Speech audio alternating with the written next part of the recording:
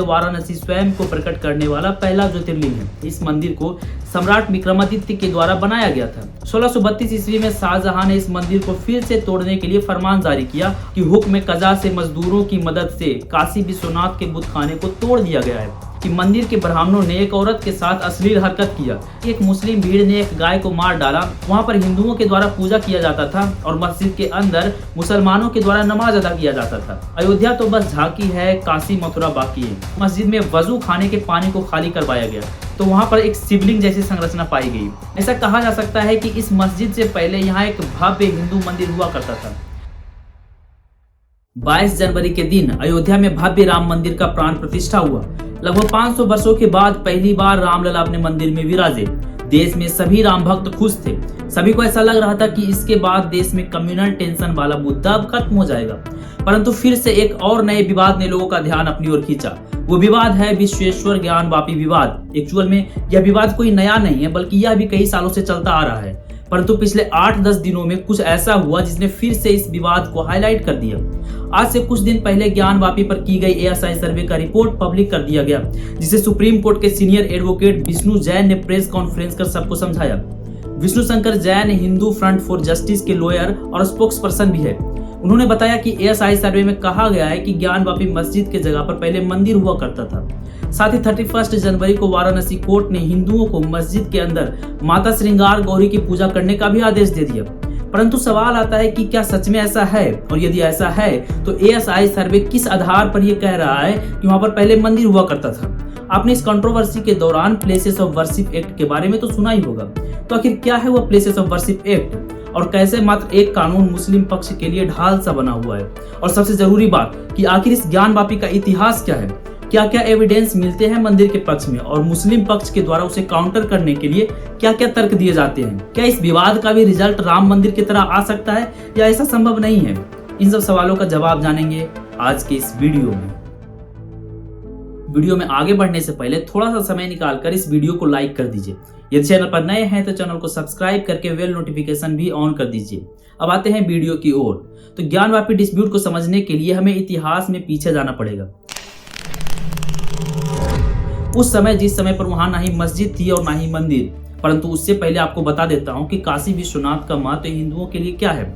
ऐसा माना जाता है कि 12 ज्योतिर्लिंगों में से वाराणसी स्वयं को प्रकट करने वाला पहला ज्योतिर्लिंग है। स्कंद पुराण में इसे काशी खंड और ब्रह्म वैवर्त पुराण में इसे काशी रहस्य के नाम से जाना गया। स्कंद पुराण के काशी खंड के अनुसार यहाँ 1099 छोटे मोटे मंदिर थे, जिसमें से 513 मंदिरों में केवल शिव की पूजा की जाती थी। महाभारत और कुछ उपनिषदों के अनुसार काशी विश्वनाथ ज्योतिर्लिंग आदि काल से ही शिव और पार्वती का आदि स्थान है। इसीलिए आदि लिंग के रूप में आदि मुक्तेश्वर को ही प्रथम ज्योतिर्लिंग माना गया है। अब आते हैं मंदिर के इतिहास पर। तो सबसे पहले 11वीं शताब्दी में इस मंदिर को सम्राट विक्रमादित्य के द्वारा बनाया गया था, जिसे आदि विश्वेश्वर मंदिर के रूप में जाना जाता था। फिर 1194 में घुरिद राजवंश के द्वारा इस मंदिर को नष्ट कर दिया गया। यह संभवतः पूर्वी ईरान तजिक मूल के फारसी राजवंश था। यह अभी के मध्य अफगानिस्तान के घोर प्रांत में सिचुएटेड था। इसी राजवंश का एक शासक मोहम्मद गौरी ने कन्नौज के शासक जयचंद को हराने के बाद काशी शहर को ध्वस्त कर दिया। साथ ही काशी के आदि विश्वेश्वर मंदिर को भी नष्ट कर दिया। दिल्ली के सुल्तान इल्तुतमिश के शासनकाल के दौरान एक गुजराती व्यापारी ने मंदिर का पुनर्निर्माण करवाया। लेकिन 15वीं शताब्दी में हुसैन शाह सरकी के शासनकाल में उस मंदिर को फिर से डिमोलिश कर दिया गया। बाद में मुगल शासनकाल के दौरान 1585 ईस्वी में अकबर के दरबार में नवरत्नों में से एक राजा टोडरमल और साथ ही एक और व्यक्ति नारायण भट्ट के द्वारा मंदिर का निर्माण पुनः करवाया गया। 1632 ईस्वी में शाहजहां ने इस मंदिर को फिर से तोड़ने के लिए फरमान जारी किया और अपनी सेना भेज दी। शाहजहां के सैनिक हिंदुओं के प्रबल प्रतिरोध के कारण काशी विश्वनाथ के केंद्रीय मंदिर को तोड़ नहीं सके, लेकिन काशी के 63 अन्य मंदिरों को तोड़ दिए। अब आता है समय औरंगजेब का। औरंगजेब ने अपने शासनकाल में बहुत सारे मंदिरों को तोड़वाया। साकी मुस्ताद खान के द्वारा फारसी भाषा में लिखी किताब मसीर आलमगीरी में हमें इसके एविडेंस मिलते हैं। इस किताब में औरंगजेब के शासनकाल के दौरान दिए गए सभी फरमान को लिखा गया था। यहाँ ये बताना जरूरी है कि साकी मुस्ताद खान औरंगजेब के दरबारी नहीं थे, बल्कि एक स्वतंत्र इतिहासकार थे और उन्होंने अपनी किताब को औरंगजेब के समय में ही लिखा था। इसलिए इस किताब पर प्रश्न चिन्ह नहीं खड़ा किया जा सकता है। मासीर आलमगीरी किताब औरंगजेब पर लिखी गई सभी किताबों में से सबसे ऑथेंटिक माना जाता है। इसके पेज नंबर 51-52 में औरंगजेब के द्वारा 8 अप्रैल 1669 को दिए गए फरमान को लिखा गया है, जिसमें तट्टा, मुल्तान और खासकर बनारस के गवर्नर को उस प्रोविंस के सभी स्कूलों और मंदिरों को तोड़ने का आदेश दिया गया। साथ ही हिंदुओं की शिक्षा और अपने धर्म के सार्वजनिक अभ्यास को भी बंद करने का आदेश दिया गया था। इसी किताब के पेज नंबर 55 में लिखा हुआ है, it was reported that according to emperor's command his officer had demolished the temple of Vishwanath at Kashi. यानी ये बात तो तय है कि काशी विश्वनाथ मंदिर को तोड़ा गया था और इसे औरंगजेब के द्वारा तुड़वाया गया था। ये एक्चुअल वो लेटर है जो औरंगजेब को उस समय पर लिखा गया था। इसमें लिखा गया है कि अल्लाह के मददगार यानी औरंगजेब की खिदमत में यह अर्ज है कि हुक्म कज़ा से मजदूरों की मदद से काशी विश्वनाथ के बुत खाने को तोड़ दिया गया है। काशी विश्वनाथ मंदिर को क्यों तोड़ा गया उसको लेकर लोगों के द्वारा अलग अलग तर्क दिए जाते हैं। अलीगढ़ विश्वविद्यालय के फॉर्मर प्रोफेसर अली नदीम रिजवी बोलते हैं कि औरंगजेब अपने काफिले के साथ काशी विश्वनाथ की तरफ से गुजर रहे थे। तब उन्हें किसी के द्वारा खबर मिली कि मंदिर के ब्राह्मणों ने एक औरत के साथ अश्लील हरकत किया, जिस पर औरंगजेब के द्वारा इंक्वायरी बैठा दिया गया। दोनों ब्राह्मणों ने खुद को बचाने के लिए आधे बने हुए मंदिर को मस्जिद में कन्वर्ट करा दिया, परंतु इस तथ्य का एक भी साक्ष्य इतिहास में नहीं मिलता है। इसी तरह से एक दावा कांग्रेस के अध्यक्ष और इतिहासकार रहे पट्टाभी सीतारामैया अपनी किताब फेदर्स एंड स्टोन्स में करते हैं। वे अपनी किताब में लिखते हैं कि औरंगजेब के साथ कच्छ के राजा और तमाम रानियां जा रहे थे। बनारस के मंदिर में दर्शन के बाद सब लौटे, लेकिन कच्छ की रानी गायब थी। तलाश में मंदिर के तहखाने के दरवाजे को तोड़कर खुलवाया गया, जहां भीतर रानी दिखी, परंतु उनके आभूषण गायब थे। इसके बाद औरंगजेब ने कहा कि ऐसी लूट भगवान के घर में नहीं हो सकती और उन्होंने मंदिर को तोड़ने का निर्देश दिया। परंतु आश्चर्य की बात तो ये है कि सीतारामैया ने अपनी किताब में इसको लेकर कोई भी ऐतिहासिक रेफरेंस नहीं दिए। यहाँ ये बताना जरूरी है कि कच्छ के राजा और औरंगजेब इतने भी अच्छे दोस्त नहीं थे जो साथ में अपनी रानियों के साथ यात्रा पर निकलते। इनफैक्ट एक तरह से कच्छ के राजा औरंगजेब के दुश्मन ही हुए, क्योंकि कच्छ में ही औरंगजेब के भाई दारा सिकोह को पनाह दिया गया था। यानी ये तथ्य भी पूरी तरह से गलत है। औरंगजेब ने मंदिर को क्यों तुड़वाया, इसका जवाब हमें मासीर आलमगीरी किताब में उसी जगह पर मिलेंगे जहां पर औरंगजेब ने मंदिरों को तोड़ने का आदेश दिया था। आप यदि ध्यान से पढ़ोगे तो यहाँ पर साफ लिखा हुआ है कि ब्राह्मण उन प्रांतों में अपने स्थापित स्कूलों में हिंदू धर्म ग्रंथ पढ़ाते थे, जो औरंगजेब को पसंद नहीं था। यही कारण था कि मंदिर को तोड़ा गया और वहां पर ज्ञानवापी मस्जिद बनाई गई। 18वीं शताब्दी की शुरुआत तक बनारस में लखनऊ के नवाबों का अच्छा खासा नियंत्रण था। साथ ही ईस्ट इंडिया कंपनी का भी वर्चस्व धीरे धीरे बढ़ रहा था। ईस्ट इंडिया कंपनी के बढ़ती गंभीर विलय नीति के कारण देश भर के कई शासकों और प्रशासनिक वर्गों ने बनारस के शहरवासियों को ब्राह्मणीकरण करने में निवेश करना स्टार्ट कर दिया, ताकि वो अपने क्षेत्र में अपने धार्मिक और सांस्कृतिक अधिकार का दावा कर सके। खासकर औरंगजेब के द्वारा किया जाने वाला धार्मिक अन्याय का खुलकर विरोध किया गया।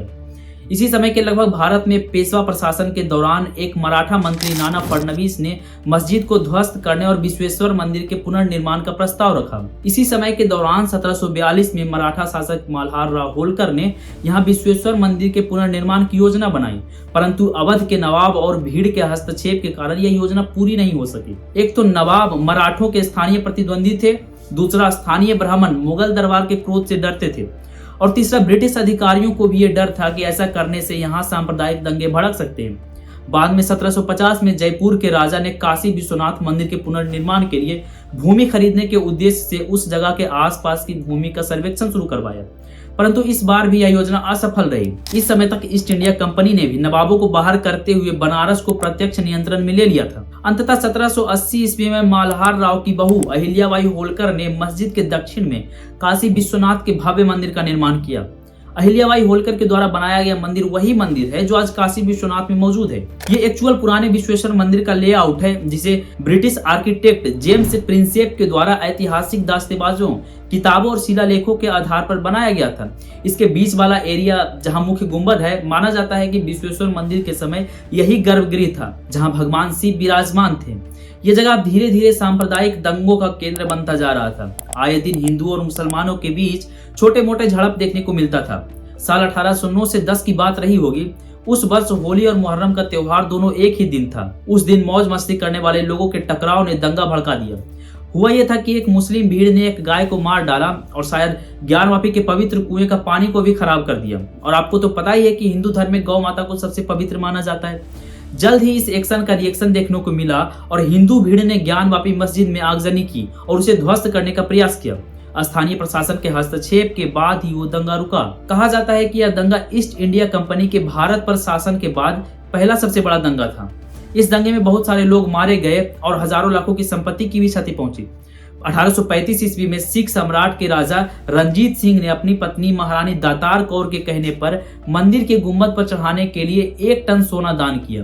1841 में नागपुर के रघुजी भोंसले तृतीय ने मंदिर को चांदी दान किया। उसके बाद थोड़ी बहुत टकराव के साथ काशी में यथास्थिति बनी रही। आजादी के बाद की स्थिति यह थी कि ज्ञानवापी मस्जिद के पश्चिमी हिस्से में माता श्रृंगार गौरी की एक मूर्ति है जो सिंदूर से रंगी हुई है। वहां पर हिंदुओं के द्वारा पूजा किया जाता था और मस्जिद के अंदर मुसलमानों के द्वारा नमाज अदा किया जाता था। मार्च 1959 में हिंदू महासभा ने महाशिवरात्रि के अवसर पर मस्जिद मंडप में रुद्राभिषेक समारोह आयोजित किया। हिंदू महासभा के 2 कार्यकर्ता को बाद में कानून और व्यवस्था का उल्लंघन करने के लिए 6 महीने की जेल की सजा भी सुनाई गई थी। अगले कुछ महीनों के बाद हिंदू महासभा के द्वारा विश्वेश्वर मंदिर को फिर से बनवाने की मांग करते हुए मस्जिद के मंडप में समय समय पर आंदोलन किया जाता था। जुलाई 1959 में हिंदू महासभा के लगभग 290 लोगों को गिरफ्तार करके अलग अलग समय के लिए जेल में डाल दिया गया। इस समय तक यह आंदोलन बहुत ही छोटे स्तर पर था और एक लंबे समय तक यह मुख्य धारा में नहीं आ पाया। साल 1984 में विश्व हिंदू परिषद, आरएसएस और हिंदू महासभा के द्वारा हिंदू मंदिरों को ध्वस्त करके बनाई गई मस्जिदों को पुनः प्राप्त करने के लिए एक राष्ट्रव्यापी अभियान की शुरुआत की। खासकर अयोध्या, काशी और मथुरा के विवाद को प्रमुख रूप से उठाया गया, क्योंकि ये शहर हिंदुओं के लिए सबसे पवित्र शहरों में से एक है। 90 के दशक में देश में राम जन्मभूमि विवाद का आंदोलन सबसे पीक पर था। उसी समय 1991 में 3 स्थानीय हिंदुओं के द्वारा वाराणसी सिविल कोर्ट में हिंदू देवताओं भगवान शिव, श्रृंगार गौरी और गणेश की ओर से टाइटल मुकदमा दायर किया गया। यह बिल्कुल उसी तरह से है जिस प्रकार राम जन्मभूमि विवाद के समय रामलला की ओर से मुकदमा दायर किया गया था। वाराणसी सिविल कोर्ट में दायर मुकदमे में कहा गया था कि मंदिर के पुनर्निर्माण की सुविधा के लिए पूरे जगह को हिंदू समुदाय को सौंप दिया जाए। राम जन्मभूमि विवाद तो चल ही रहा था, साथ ही ज्ञानवापी विवाद के देश भर में बढ़ने के कारण पूरे देश भर में कम्युनल टेंशन बढ़ने लगा था। उस समय पर केंद्र में कांग्रेस पार्टी की सरकार थी और पीवी नरसिम्हा राव भारत के प्रधानमंत्री थे। देश में बढ़ते कम्युनल टेंशन से सरकार पर सवाल उठना लाजमी था। इन सबको देखते हुए नरसिम्हा राव सरकार ने उस समय भारत में the places of worship act 1991 को इंट्रोड्यूस किया। इस एक्ट में कहा गया था कि 15 अगस्त 1947 से पहले अस्तित्व में आए किसी भी धर्म के पूजा स्थल को किसी दूसरे धर्म के पूजा स्थल से नहीं बदला जा सकता है। यदि कोई इस एक्ट का उल्लंघन करने की कोशिश करता है तो उसे जुर्माना और 3 साल की जेल भी हो सकती है।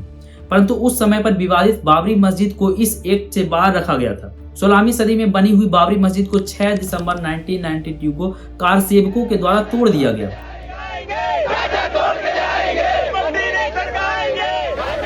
बेसिकली कार सेवक हम उसे कहते हैं जो बिना किसी स्वार्थ के धर्म के लिए कार्य करता है। बाबरी मस्जिद विध्वंस के बाद एक नारा काफी पॉपुलर हुआ, अयोध्या तो बस झांकी है, काशी मथुरा बाकी है।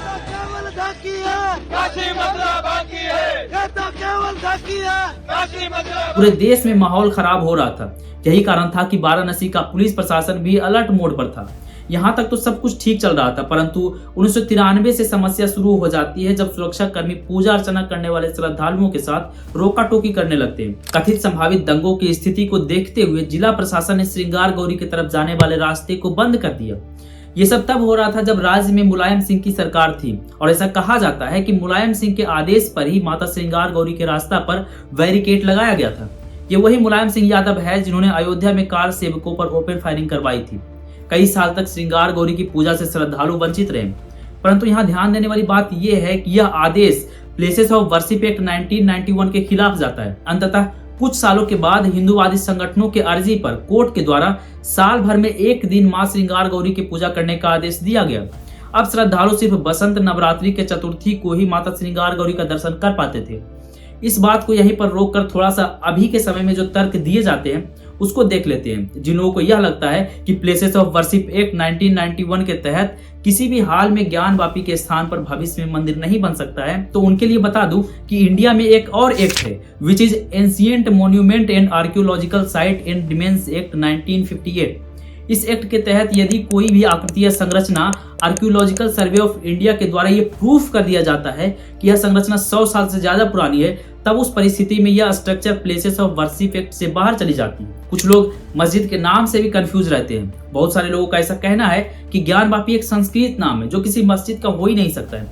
तो तो उनके लिए भी बता दूं कि एक्चुअल में उस मंदिर का नाम पहले आलमगीर था, उस मोहल्ले का नाम ज्ञानवापी था, इसीलिए उस मस्जिद को भी ज्ञानवापी मस्जिद के नाम से जाना जाने लगा। वैसे भी नाम से कुछ नहीं सिद्ध होता है, नाम से ये बात तब सिद्ध होता है जब ज्ञानवापी मस्जिद के जगह वहां पहले ज्ञानवापी मंदिर होता है, परंतु वहां पहले विश्वेश्वर मंदिर था, इसीलिए यह तर्क भी इररिलेवेंट है। हाँ, यह एक तर्क हो सकता है कि मंदिर में जो नंदी जी की मूर्ति है उसका मुंह ज्ञानवापी मस्जिद परिसर की ओर है, तो ऐसा हो सकता है कि असली ज्योतिर्लिंग संभवतः ज्ञानवापी मस्जिद के स्थान पर ही रही होगी।